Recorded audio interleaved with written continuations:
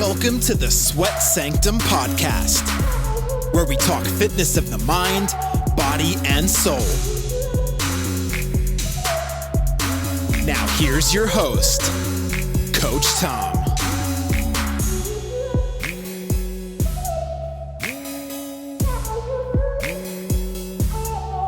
Coach Tom and Coda coming back at you again at the Sweat Sanctum podcast. He's chewing on his little stick over here if you're watching the video. I don't know what he's got. He got a little chew toy. I think he's enjoying himself. If you listen to the last episode, all I did was change shirts. It was 5 minutes ago. I wanted to give you something a little different to look at. Thick Boys Club repping some Tango Charlie apparel today. One of my favorite brands in the fitness industry. They have dope shirts. Check them out if you haven't yet. Tango Charlie apparel. Some hysterical shirts, some funny shirts, great gear. My favorite shirt from them, lift heavy, pet dogs, but Thick Boys Club is picking up quick. And we're talking Thick Boys Club today. That's why I put on this shirt, because today's podcast is going to be a little more focused on diet, nutrition, and all that fun stuff. As if you listened to the last episode, which I recorded 5 minutes ago, you listened to the last episode, it's Memorial Day. So I got a little bit of time. We're back in the gyms. Gyms have been open for a week in Central Florida. I'm back to doing some heavy lifting. And with heavy lifting comes the next phase in my training cycle. You know, we're gonna get to that. So, I'm gonna talk a little bit about diet, because as gyms reopen up, people start recommitting to goals. Like we're all right. My mind is back where I need it to be. I'm in the gym now. What do I have to do to kill it in the gym to maximize my goals, maximize my gains, maximize my fat loss, my weight loss, whatever it is your goal is? How do you ramp it up to the next level? And I really truly believe that it's three things that link together perfectly. Is your fitness routine, your nutrition routine, and your recovery routine. So if one of those is out of whack, all of them are going to be out of whack. You know, if you're not eating enough, your workouts are going to suffer. If you're not sleeping enough, you're going to probably eat more because your hormones are all out of whack. You're getting hungry. You're not sleeping enough. Your training's going to lack. You know, if your training's off, you're not going to really be so focused on eating right. They all work together, to keep the body in homeostasis and keep you balanced and keep you successful on your goals. So with the focus today being on nutrition, I think a lot of people try to complicate diet too much, and it's so simple. It's so simple outside of a few factors, but people try so hard to complicate what they do in the diet, and they're looking for, there's so many fad diets out there and fad nutrition things. There's something new every week, and it really boils down to one rule: calories in versus calories out. If you want to lose weight, you need to be in a deficit. If you want to gain weight, you need to be in a surplus, and we're going to talk more about the surplus later. So lose weight, eat less. Gain weight, eat more. Simple as that. You don't complicate it. We look at all of these, running my list through the fad workouts. You've got, keto's the biggest one. Keto, so many people are keto lifestyle, keto till I die. And keto works by cutting out a food group. Carbohydrates. Simple as that. Cut out carbs, what happens? You're at a calorie deficit, you're gonna lose weight, right? Simple. You're cutting out a food group, you're gonna lose weight because you're in a deficit. Same goes for pretty much every other diet. Intermittent fasting, that's probably the biggest fad after keto right now. Intermittent fasting is the only way to live. Oh yeah, if you only eat for 8 hours of your day and you don't eat for another 16 hours, you're gonna lose weight. You're gonna eat less in those 8 hours. It's harder to eat that many calories in 8 hours. It's a great way to control what you eat. If you can, but then there's some people that intermittent fasting doesn't work because they binge like crazy for 8 hours. I could not eat for 16 hours and I can put in 6,000 calories. Easy peasy, no problems to put in 6,000 calories. Like in an 8 hour window for me. It's just, but you're restricting your eating window, so you're gonna lose weight. Same, I can go down the line. Paleo, we're cutting out certain types of food. That's gonna create a calorie deficit. You're going to lose weight being on paleo because of that, if you've never done anything like that before. Now, we look more scientifically. If you eat too little, look, you're gonna put your body in a starvation mode. Your hormones are gonna get out of whack. You're not gonna lose fat. Your body's gonna start holding on it because it's scared. So you have to be very careful when working a deficit. So a lot of people want to go 0 to 100. Like, I've been eating 4,000 calories a day, and I'm gonna, now that I want to get in shape, I'm gonna knock it down to 2,000. What? If you listen to the audio here, if you could see my eyes, they roll so far into the back of my head. It was insane. I could see my brain. But, you can't go zero to 100. Sustainable, the best thing you can do outside of making sure, all right, deficit or surplus is your decision. The best diet for every single person out there in the world is the one that is sustainable and maintainable. Sustainable and maintainable. That's all you need. Can I sustain living like this for a long time? Can I live on this? Can I maintain this, or is it going to drive me absolutely nuts? Because I know so many people like a good amount of people that will run a 6-day keto, 1-day cheat. Which is great. They get the results of 6 days of keto, they're cutting their calories. And then on Sundays, I'm going to have some pizza. I'm going to wake up pizza for breakfast, mimosas. I'm going to get some tacos, Burger King, Dairy Queen. I got to have Dairy Queen. Some definitely snacks. I want some snacks. And all of that hard 6 days gets washed out because you go into such a high surplus because it's not maintainable, it's not sustainable, and you're throwing yourself into this roller coaster ride, this binge ride. And it happens with so many people where we cut calories so drastically that we send ourselves on this spiral, on this roller coaster. When it's time for a little break, the little break is not a little break. It's oh my God. So I'm working with one guy, and I'm training him right now to kind of feed and to eat, and like telling him, look, you don't have to be in starvation to lose. And I think he looked and saw the calorie content and was like, what? I'm not gonna lose weight like this guy's crazy. So after 2 days, he's like, what if I don't eat all my meals? What if I don't eat all my meals? I said, just eat all your meals. Stick with the plan for the first week. And after 2 weeks, his progress, his weight has already come down, even though we're giving him more food. We're feeding him. So I knew the type of training the guy was doing. He just wasn't giving his body enough to maximize his results. So, you got to make sure you're eating enough, but also creating that deficit, finding that sweet spot where you're not starving yourself, you're not binge eating, and it's sustainable. The guy's fed, the guy's full, he's killing it right now. You know I'm talking about you. All the way up. Yep, I'm talking about you. Well, I know you're listening. You're killing it right now. Stay the course, because we're just getting started.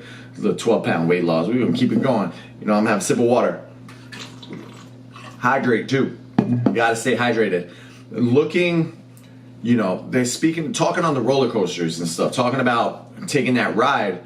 I have to look at, so much respect to people in the bodybuilding industry and the physique competitors and the bodybuilding competitors, because they dial in, and when they dial in, they're 100%. They're so focused, and whatever their coach tells them, 6 ounces this, 8 ounces this, measure this, cut this, do this. Like, these guys and gals, especially gals, live to this T for anywhere between 8 to 12 weeks, depending on what the starting point is.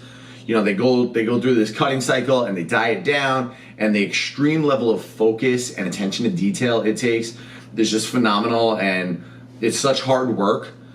But here's what I'm getting at. You go to one of these competitions, right, and you see them, and they look just lean, shredded. You see every muscle fiber peeping through, just shining on stage. They're all spray tan and stuff. Every little piece of them is glistening, chiseled out like a statue. And you look real close, and they're fantastic, right? So they did. Right when they step off the stage, though, either the boyfriend or the girlfriend or the husband or the wife or the friend is waiting there. And so for the men, gentlemen, I noticed that you like to binge on pizza right after. I've seen dudes after 12 weeks of cutting just go in on a pizza. Ladies, I see do the donuts a lot at the competitions. Donuts are like cake. I don't know if it's a sweet tooth, but it's so funny watching these people that are so shredded and peeled that the second they step off that stage finally, it's just like shoveling everything they can. Like, I'm not eating. And some people can come out of it successfully. They have that one binge and then they're like right back and they reverse diet and they get themselves back to like that homeostasis level, that stable level, and they're good. But I've seen some people where they come out and they're just mentally exhausted and drained and sustainable. It's not sustainable to live like that. Like anybody you see in competitions and stuff, they don't walk around at 3% body fat 365 days a year. It's just impossible. It's for photo shoots. It's for being on stage. It's for when you need to show it off. But then they either binge back up or they do a little easy peasy and reverse diet and work their way back up and try to rebuild their metabolism. So the bottom line, if you only got a little bit of time, calories in versus calories out. Don't complicate it. Don't do a diet that you hate, that you're not gonna want to do. If somebody tells you, you got to eat this to lose weight, get the hell out of here. I eat Pop-Tarts. Pop-Tarts when I like on a cut usually sometimes. I'm not saying like advocating Pop-Tarts, but it's a good sugar rush before you go and lift some heavy weights. So, I take 40, I think my current supplement, I'm taking Ignition by First Form, and it's 46 grams of carbs immediately, and it's just straight like sugar carbs. It's fastest digesting you can get, and it's to shuttle the protein back to my cells and help the rebuild process start and keep me anabolic, keep me from going catabolic. And I know a lot of stuff about that, so I can take something like Ignition and Formula One, but and keep an eye on where my levels are and everything. But sustain, maintain, find something you can live with. So back to Thick Boys Club. Now we're going to talk a little bit about Coach Tom a little more. So it's about 10 minutes in here, maybe a little more. If you got to check out, now would be a good time, but I recommend you stay for the next, because I want to let you know what I'm going to be going into in my next phases. So I've tried this before. If anybody knows, anybody that knows me well knows the wife and I were supposed to go on our first anniversary cruise on April 19th of this year. Coronavirus, COVID-19 had other plans for us. All Royal Caribbean cruises were canceled, so I was super bummed out about that. I had been really on point. I was doing a slow burn all the way January, February, March.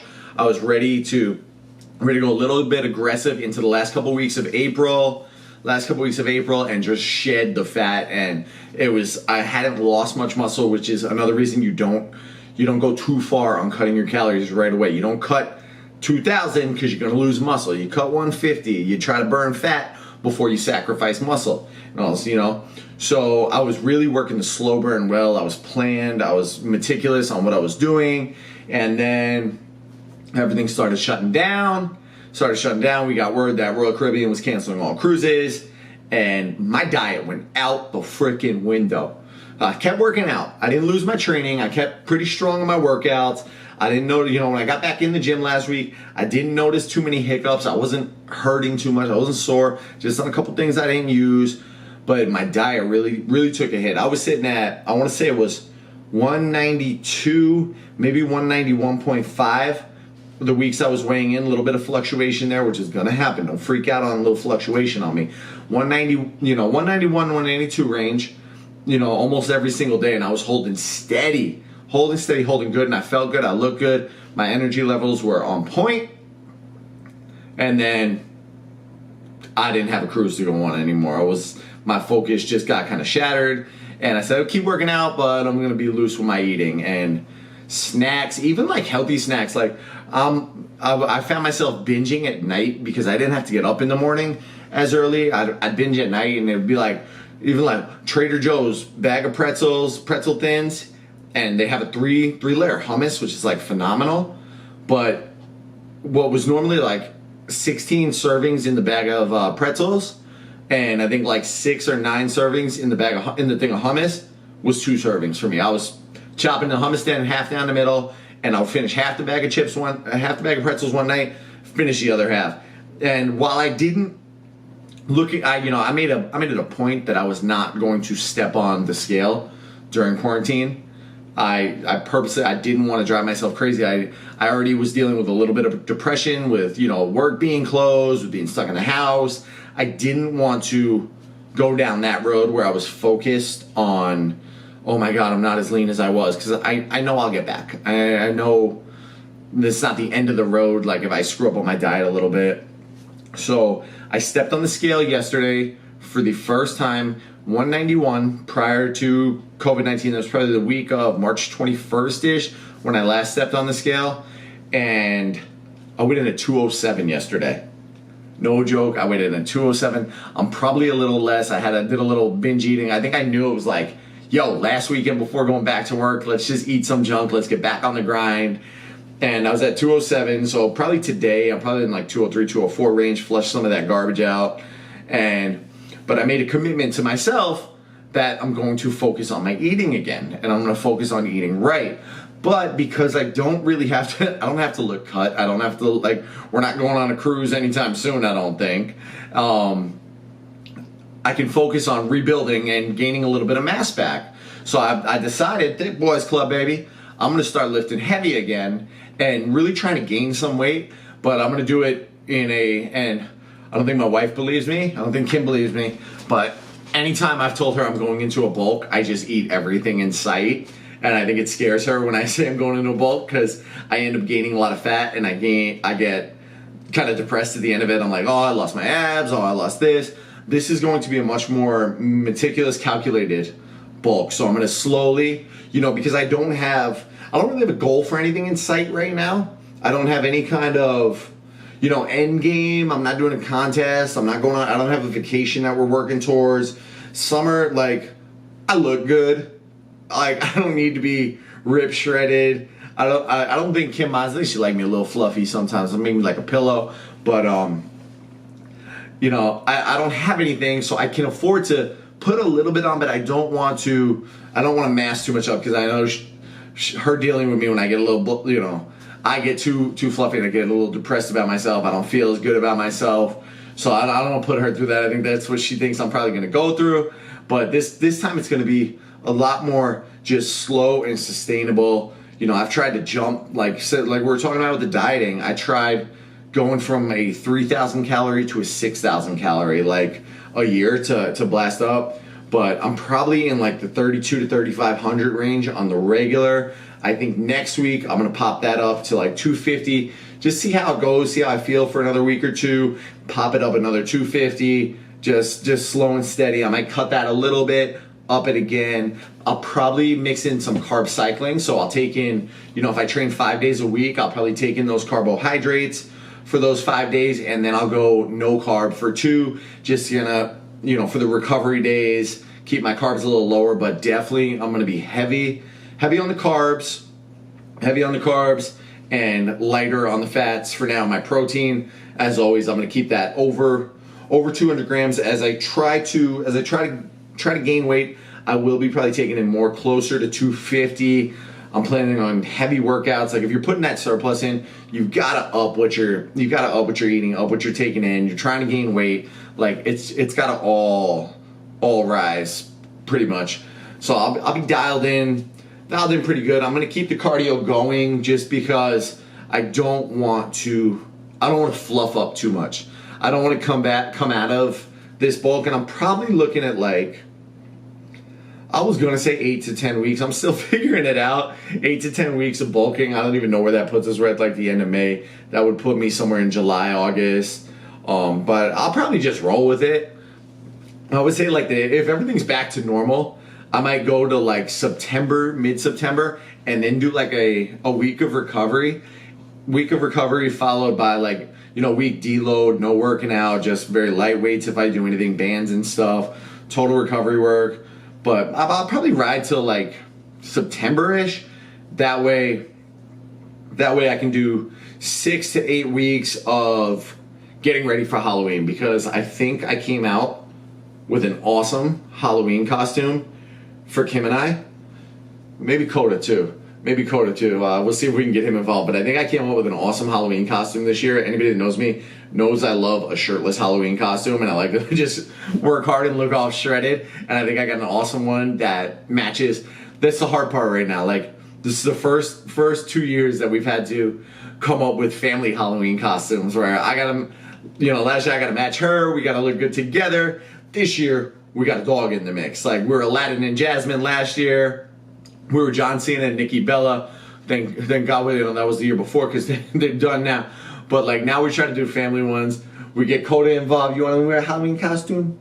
I think he said yes. I think he wants to wear a Halloween costume. We'll get him involved, but I really want to make sure like I come in correct for that. But for my costume, I do have to put a little mask on. If you're a Netflix fan, if you watch Netflix series, or should I give another clue away? Netflix series, or if you're a video gamer, leave in the comments who you think I'm going to be, who you think she's going to be. You can even comment who you think Coda's going to be if you're a fan of the show. And if somebody gets it right, I'll shout you out. Maybe I'll give you a free prize on the next podcast. But yeah, to sum everything up, to recap where we're at: sustainable, maintainable on your diet. Surplus, deficit. Don't complicate it if it's going to kill you. You know, if something works for you, roll with it.